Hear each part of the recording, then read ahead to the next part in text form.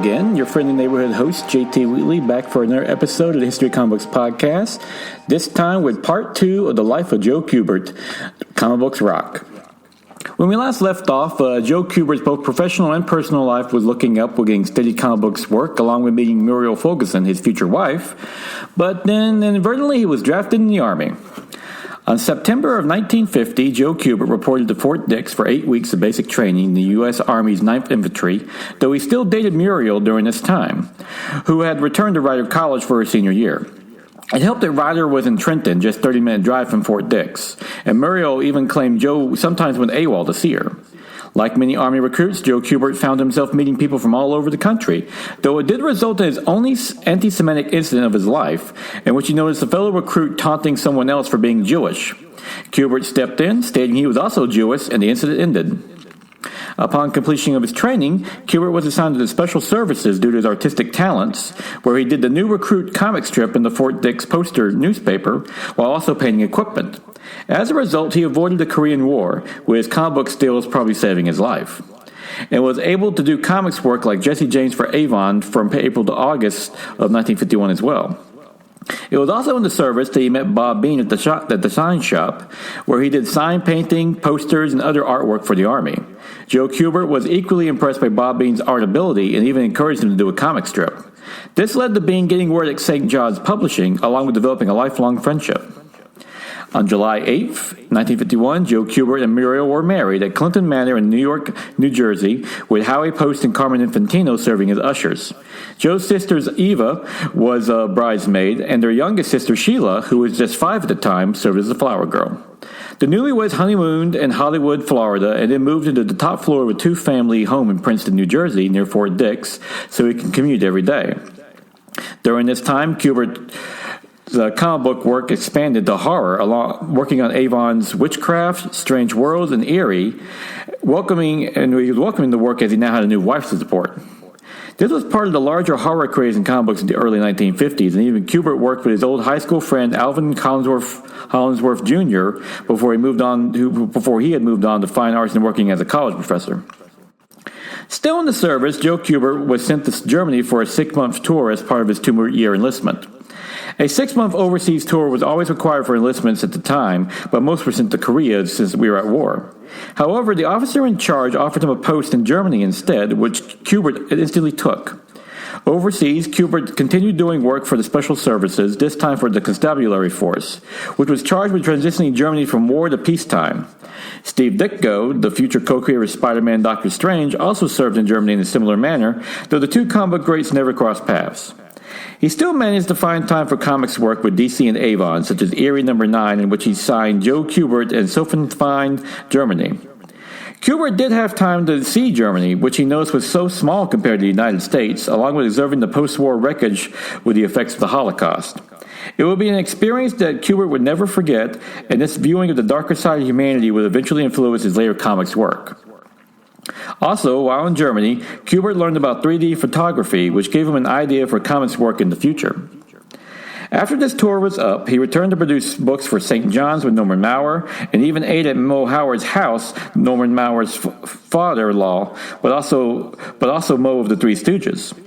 Kubert would later work for EC Comics on the Two-Fisted Tales No. 32 in 1953, one of his first war books, with the story Tide. However, his working for editor Harvey Kurtzman was too demanding, especially his strict layouts. Kurtzman was the story's taskmaster for accuracy. During this time, 3D movies started to appear, and Joe Kubert believed it would be adapted for comic books as well. He had Leonard Maurer, Norman's brother and engineer, do the research. Soon they called the technique 3D Illusterio under a license granted by the Ameri Stereographic Corporation. Kubert created a sample for the Three Stooges comic, and St. John's immediately approved it upon demonstration in Norman Maurer's apartment, even providing a studio for Kubert and his colleagues to work at 545th Avenue. The effect was creating the reader viewing the comic wearing 3D glasses, one lens red and the other green, with the comics themselves printed in red and green ink, with each drawing giving a different level of each color. The result gave the appearance of 3D, creating the effect of seeing into the frame. The new comic would be sold for 25 cents an issue and would feature Mighty Mouse. Called Three Dimension Comics, it debuted in September of 1953, becoming the first 3D comic ever produced. It was an instant success, and despite the higher price, sold 1.25 million copies. With his share of the profits, Kubert bought himself a new car and later his first house. However, St. John's went overboard with success, deciding all their comics would be 3D from now on. Bob Bean would help, producing comics like Whack, House of Terror, and Little Evie. In 1954, Bean also did a comic, Miss Pepper, with Joe Kubert inking. Though Bean would later state that Joe drew it too, as inking is when Kubert really drew a comic. Bean stated that despite Kubert always claiming his art was great, he didn't believe him, as Kubert was always complimenting his art. Meanwhile, Joe Kubert decided to pursue a different creation that he came up with Germany as well. His name was Tor. True to the advice of his past teachers gave him, Joe Kubert kept a sketch pad on him at all times, and during his time in Germany, he started sketching a story about a caveman in ancient times with the emergent sense of morality.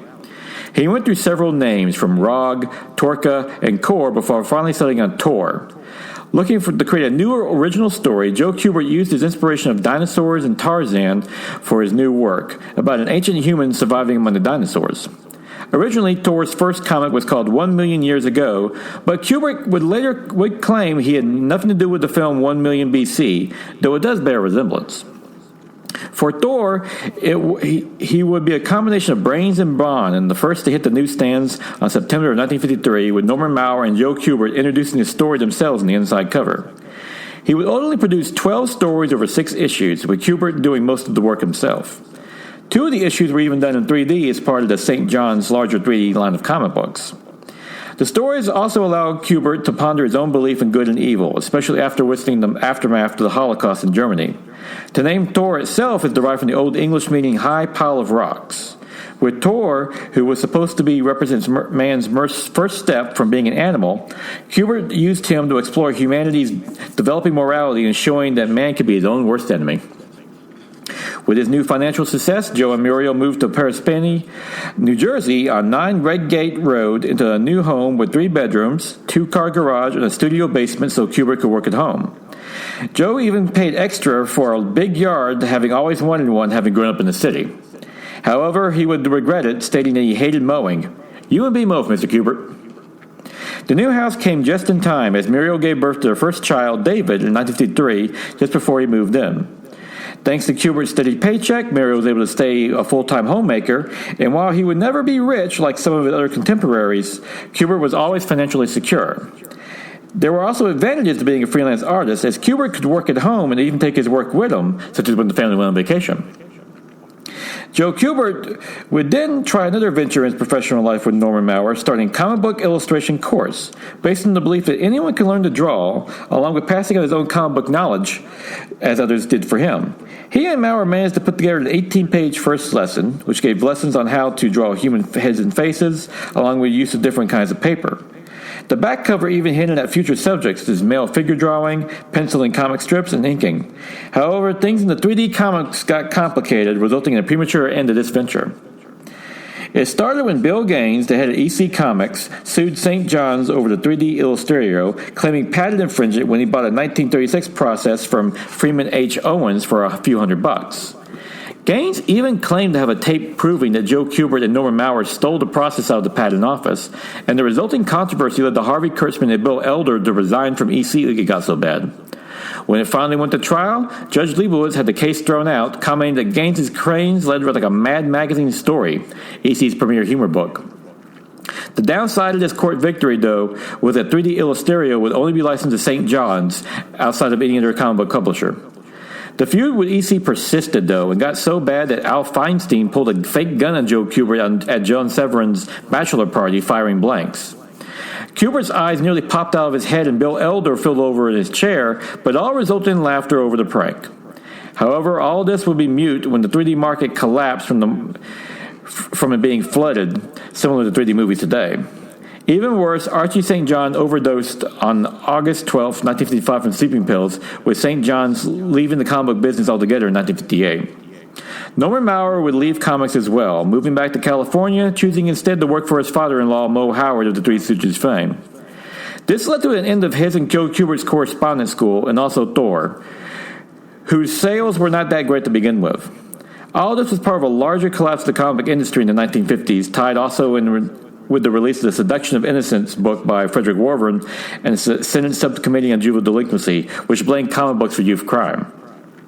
Through it all, though, Joe Kubert was ever the optimist, and pointed out years later that during lean times, talented artists like himself had plenty of work, as those were the studios that they always turned to. It also helped he was financially smart with his money and bought a house for his family over indulging in an extravagant lifestyle with his early 3D success.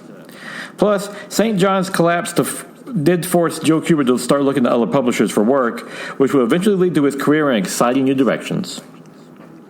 During these lean times, Joe Kubert worked for Liv Gleason on Boys Comics and Crime Does Not Pay, the latter which included its last comic with the story Hitchhike to Doom, before Gleason left the comic book industry altogether. He also worked at Marvel on Journey into Mystery number 21 and Marvel Tales number 122, along with Lunatical, cover dated February 1956, for Fawcett Publishing, it being a ripoff of EC's Mad Magazine. He also did work on Cockeyed number 5 on June 1956 with the story Whom Scalped Whom, a humorous look at the purchase of Manhattan Island from the then local American Indians. It was Kubert's relationship with DC that truly helped his career during this time, though, as it was through this team-up that he would return to one of his best writing partners of his careers, Robert Kanigher. Robert Kanigher was a Jewish boy from Philadelphia who was a published author by the time he was a teenager and moved to New York City in the 1930s to pursue work in the comics field. Soon, Kanigher found himself working at DC, where he wrote for such characters as The Flash, Green Lantern, and Hawkman, more than a few that Joe Kubert drew, and would later take over Wonder Woman in the 1950s when her creator, William Moulton Marsden, was eased off the comic. In 1952, DC's publisher, Jack Leibowitz, approached Kanigher about starting a line of war comics at DC, which he agreed to on the condition that if the comics sold well, he would have complete autonomy. A heady request to the powerful Leibowitz, but one he could back up. While a hard man to work with, John Severin once claimed that Kanigher challenged him to a fight. He had a keen eye for talent, recruiting the likes of Ross Andru, Irv Novak, one of Kubert's early mentors, and Mort Drucker to work on titles like Our Army at War, All-American Men at War, Star-Spangled War Stories, Our Fighting Forces, and GI Combat. With that initial success, Kanigher looked to expand further, and he looked no further than Joe Kubert. Kubert was procured by Robert Kanigher at DC to work on their War Comics line, a fateful moment for both comic talents. His first work was on the cover of All-American Men of War number 11 on February 1955, with his first interior story being in issue number 20 of April 1955. Kubert immediately enjoyed the one-off stories and continued to experiment with his inking and brushwork. Next, Joe Kubert worked on The Brave and the Bold number 1 in September 1955 with the debut of The Viking Prince, about John, a blonde Viking with amnesia on the verge of manhood.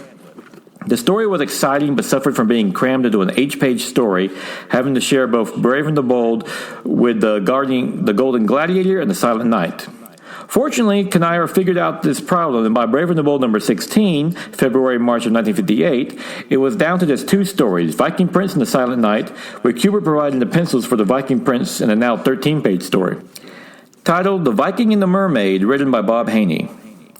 Also at DC, Kubert inked Carmine Infantino's pencils in Showcase number 4, the pivotal comic that launched the silver age of American comic books with the introduction of Barry Allen's version of The Flash. Like most of his inking work, Kubert did it for the experience, and apparently because he showed up at the DC offices that day, but he inadvertently gave himself a place in comic book history, one of the many he would hold throughout his entire career. Another would be teaming with Robert Kanigher and creating arguably the greatest character in American war comic books, Sergeant Rock. The Rock first appeared in GI Combat number 68 on January 1959, written by Robert Kanigher, where he first used the term The Rock to describe the character, a tough World War II sergeant. Over the next 6 months, the character would slowly evolve, notably with the story The Rock of Easy Company in Our Army at War number 81 on April 1959, written by Bob Haney, with Ross Andru and Mike Esposito providing the pencils. He would later appear in Our Army at War number 83 on June of 1959 as Sergeant Rock, Frank Rock of Easy Company, with the motto Where Nothing's Easy, and the story The Rock and the Wall, with Joe Kubert providing the pencils while Bob Haney wrote it. What emerged was a complicated character, brave yet cautious, and educated yet smart. Kubert would always claim that Sergeant Rock was completely Kanire's creation, though the great artist sold himself short, as it was his gritty depiction of Sergeant Rock, with his rock-hard jawline and perpetual unsavoury appearance, that gave the character his classic look. Plus, Stan Lee himself would always state that comic book creation was a dual writer-artist event. The writer came up with the idea, and the artist put it on paper. Hence, while many of his creations from Spider-Man to the X-Men share a co-creation credit with the many great artists he worked with, from Steve Ditko to Jack Kirby.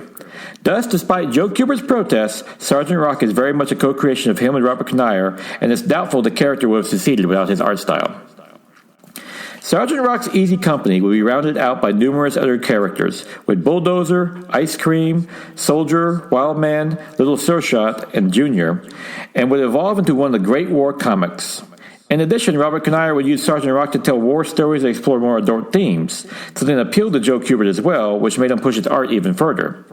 It proved to be a fruitful partnership, as Kanigher would give Kubert extraordinary freedom in his storytelling, letting him do as much as he wanted with Kanigher's script for the most part. It would be tricky, though, as the Comic Codes Authority, CCA, was still in full effect in the late 1950s, so Kubert had to come up with creative ways to depict the cost of war without showing blood and death. For example, he used sweat and dirt to show the wear on the soldiers while setting them in less than pristine environments. Plus, any violent moments were handled quickly and off-panel. Sergeant Locke would act as a narrator of the stories as well, such as Our Army at War number 85 in August of 1959 is the story The Ice Cream Soldier, which would give him the motto, "When you're in easy company, nothing's easy." Of course, Kubert used Sergeant Rock's face, with his weathered look and shadowed eyes showing the toll of war had taken on him. It would be a run that made Sergeant Rock one of the great war characters in comics history. Meanwhile, Joe Kubert got the rights back to Thor from St. John's with the intention of producing a newspaper strip. He worked with Carmen Infantino, who provided the script assistance. However, it failed to sell due to lack of demand for adventure strips at the time. Nevertheless, Thor was now Joe Kubert's again, so he always had the option to revisit him if the opportunity arose, which he would do. Despite this professional setback, Joe Kubert's personal life kept chugging along with the birth of his fourth child, Adam, in 1959. With his ever-expanding family, he and Muriel had a new home built while they lived with their parents in Dover, New Jersey. During the building, Joe Kubert acted as general contractor to save money and even put the kitchen cabinets up himself. Kubert put so much physical activity into his new home he quit smoking, a habit he picked up in the military when stationed in Europe. The new house had 4 bedrooms plus a studio over the garage, along with a sunken living room with a kitchen, so Muriel could watch the kids while she cooked. Soon these kids expanded to 5 when Andy was born in 1962. Now with 5 kids in a new home, Joe Kubert had to keep at work with Brave and the Bold number 34 in February-March 1962 with the story The Creature of a Thousand Shapes, working with Gardner Fox on his second Hawkman feature. With the revival of The Flash and the coming Silver Age of comics, DC was looking to bring back its other classic superheroes, and Hawkman was given a second tryout with issue number 42 of The Brave and the Bold. Joe Kubert's art had changed since, though, as he now used black rendering to set the mood in his pages, along with his work on DC's war comics changing his style. However, the sales were never good enough to bring Hawkman back fully, though fans responded positively and even started a Save Hawkman campaign. During all this, Joe Kubert inadvertently became a celebrity in his own right, as comic book fans started to recognize him as one of the medium's great talents. Soon, Kubert was giving interviews to fanzines like Alter Ego and Masquerade, and was notable for being one of the few comic book artists to do so at the time. DC tried to revive Hawkman again, this time with a third try in Mystery in Space, but without Kubert providing the art, instead turned to Murphy Anderson. This only managed to anger fans, having the Save Hawkman campaign actually turn on DC over this. As a result, it was short-lived, lasting over 27 issues. It was just as well, as Joe Kubert kept expanding his work at DC Comic Books line instead, replacing Russ Heath as the artist on the Haunted Tank series, about a World War II tank haunted by the spirit of General Jeb Stuart, along with which appeared in GI Combat, beginning in issue number 99 on April-May of 1963, while still continuing to do work on Sergeant Rock. In The Rock, he started emphasizing the large supporting cast, such as Little Sure Shot with a feather for a Little Sure Shot, and Our Army at War number 145 in August of 1964, in which the young American Indian earns his feather as a brave. Later, Jackie Johnson got a story in Eyes the Gunner in issue number 160 on November of 1965, in which the former boxing champion faces off against a German soldier he boxed before the war. The story was used to address racism as the German boxer Ulan taunts Johnson over his black skin, only to later need a blood transfusion from him after the fight. Through all this, Joe Kubert's art kept changing and maturing, becoming darker and more haunting. It was a style that eventually gave Joe Kubert the nickname the Granddaddy of comic book noir, influenced the likes of Frank Miller years later. Joe Kubert's work in war comics continued when he and Robert Kanigher created Emily Ace in Our Army at War number 151 on February 1965 about a German World War I pilot, Hans von Hammer. The innovation was he fought for the Germans, as Kanigher's intention was Van Hammer was an ace pilot who accrued 52 kills, but was haunted by war and tries to fight with honor. As Kanigher would put it, he was a good man fighting for the wrong side. Granted, the World War I setting also helped, as unlike World War II, the sides were a little blurrier during that one. The character would later be featured in Showcase number 57 and 58 for tryouts, but failed to become a mainstream hit, though he later would be a cult one, and remains a sporadic character featured in DC ever since. Joe Kubert's own star continued to rise, though, as he was noted as being one of those few comic creators granting interviews, though he would frustrate the interviewees when he rarely gave insight of his work. He also got his shot at finally doing a newspaper strip this time, thanks to his war comic book effort. With the Vietnam War heating up, the Special Forces Unit, otherwise known as the Green Berets, started to make a name for themselves, especially with Captain Roger Dolan became the first soldier to receive the Congressional Medal of Honor since Korea. With the public interest heightened, 37-year-old reporter Robin Moore went through Special Forces training so he could be embedded with the unit overseas.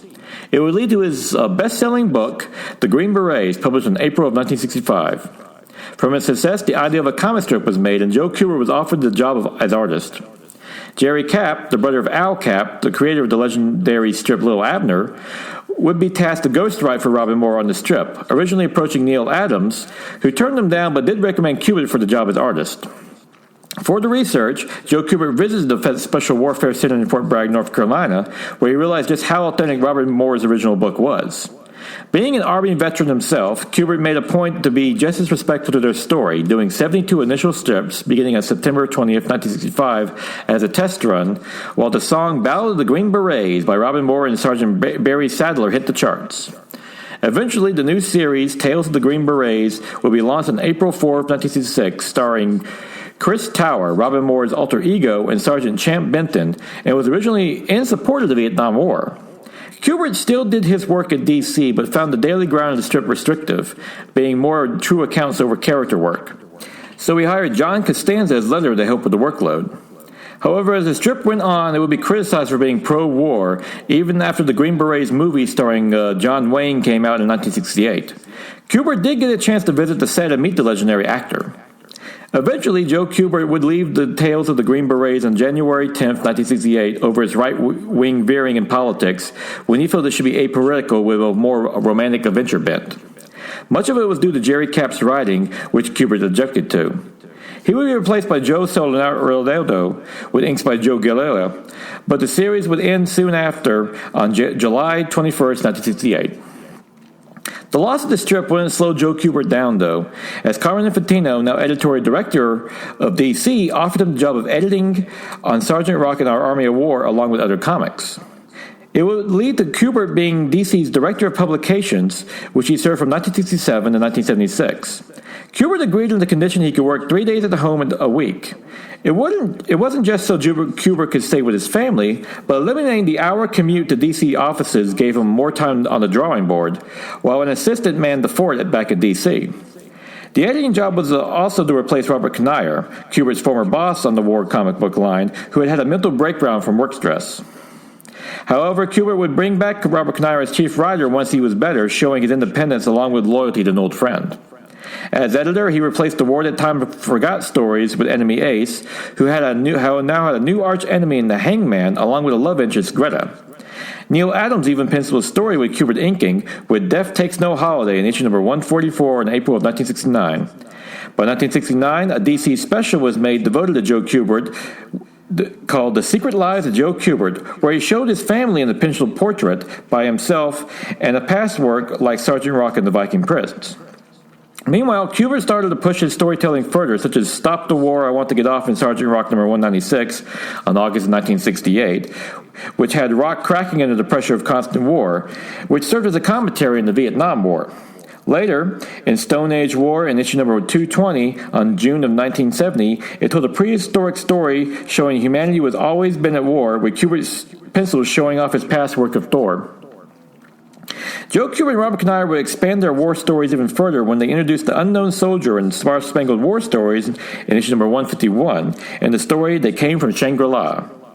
It would run until issue number 154, which detailed his origin of a soldier with a scarred face, normally wrapped in bandages. He used his advanced disguises to infiltrate enemy forces.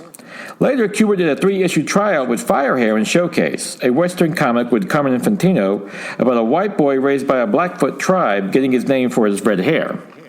However, he is rejected by the Blackfoots due to his white skin, and when Firehair tried to reintegrate back into the white society, they reject him for being an American Indian, believing he couldn't fit in anywhere.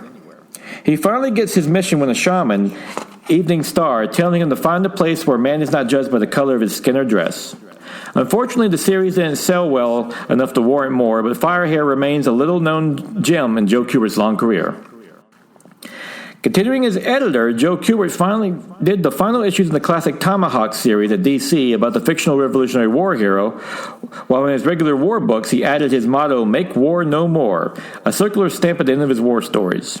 It was inspired by the true story of Lieutenant Williams, who was convicted of killing 22 civilians on March 16, 1971 in Vietnam. On March 21, 1971, Williams was convicted and sentenced to life in prison with hard labor. The motto would be inserted into Our Army at War number 223 on June of 1971 with a headcount story, in which a new replacement, Johnny Doe, is added to Easy Company under Sergeant Rock's command. Doe quickly rubs Rock the wrong way with his willingness to kill surrendering enemy soldiers and even put civilians in danger. Finally, when Doe plans to drop the grenade into a building with civilians he believes are Nazi sympathizers, Rock is forced to fire upon Doe, killing him, though he's never sure if it was from the gunshot or the explosion. Joe Kubert added the motto to show readers that while these are war stories, they weren't trying to glorify it, something Kanigher disagreed with, calling it hypocritical. Kubert even softened the story, which Kanigher wrote, with the original ending being explicit that Rock killed Doe. The story got immediate attention, with the cover of Our Army at War being reprinted on the cover of the Sunday Magazine section on May 2nd of 1971 edition of the New York Times. For Kubert, this was a larger evolution of Sergeant Rock, as he now felt he was a real character, as did thousands of readers who also believed him. And we will leave you here for now, but join me again next week when we continue with part 3 of the life of Joe Kubert, as soon comic books becomes a family business as his sons Adam and Andy start joining in, and plus he finally gets a chance to tackle one of his favorite characters from his childhood.